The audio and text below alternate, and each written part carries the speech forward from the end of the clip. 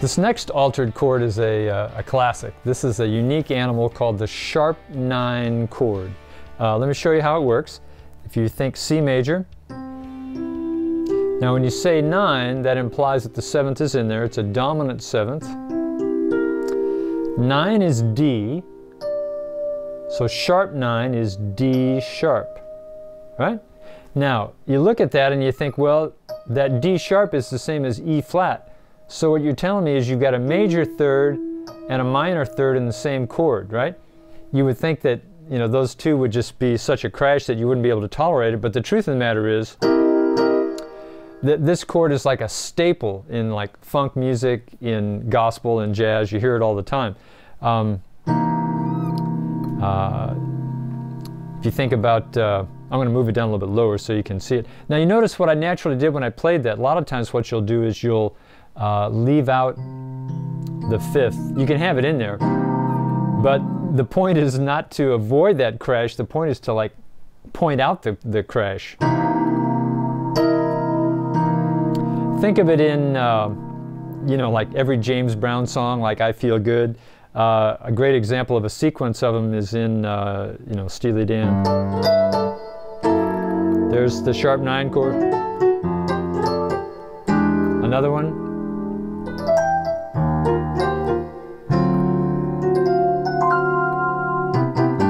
So that's definitely a chord you're going to run across.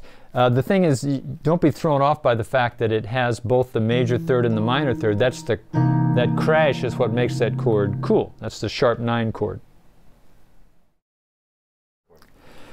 So the evil twin of the sharp 9 chord is the flat 9 chord. That's our next alteration.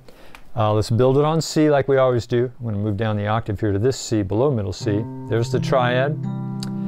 Now these 9 chords, you just have to know that the 7th is going to be a minor 7th. So it's like a dominant structure. There's the 9, which is D, so the flat 9 is there. Now that chord pulls really hard to resolve to there. It's that same kind of authentic cadence, moving upward by a 4th. Just like a 7th chord would want to resolve there, but having that flat 9 wants to resolve really hard. Now, the thing that you find, this chord particularly shows up a lot when you're moving to a minor chord. Let's stay in the key of C, but let's think about these secondary dominants that move you to minor destinations. Like, so say here, and we want to go to A minor. So we know the chord that's going to pull to A minor is E7. Like that. If you make that a flat 9, pulls even a little bit stronger that way. See? Let's take another minor destination. We're in the key of C. Say if we want to get to D minor. So you think, well, the dominant chord, the secondary dominant that's going to pull you there is A7. So make that A7 into an A7 flat 9. So basically it functions just like the secondary dominant itself, but when you do the flat 9 alteration, it pulls even harder to the same destination. So just to make it simple, I'm going to summarize. So you've got your sharp 5 and your flat 5 alteration. That's kind of a pair. You've got your sharp 9 and your flat 9 alteration. Those are kind of a pair. The other category, think of separately, is the 7th alterations, particularly if you're trying to turn a song into a blues thing, into a rock thing, and you want to have dominant 7 structures on 1 and 4, so you'd alter the 7th in those situations.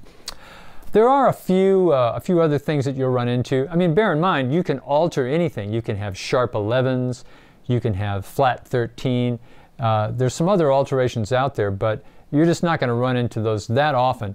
Another one that you might run into sometimes would be, let's get back in the key of C. If you're on a 4 chord, which is the F, you might have the alteration where you walk down through F minor. Notice this is kind of like when we took the sharp 5 chord. If you're on C and you walk through this chord to get to F, well, you can do the same thing backwards. You can take that same chromatic motion. Here's the F chord, walk to F minor. So it's that same chromatic movement, but you're going down the other direction. So there are quite a few different types of alterations, but those are the ones you're going to run into most often. Sharp 5, flat 5, sharp 9, flat 9, and then the occasional dominant 7 chord built into like a rock and blues song on 1 and 4. That's pretty much that family of altered chords right there.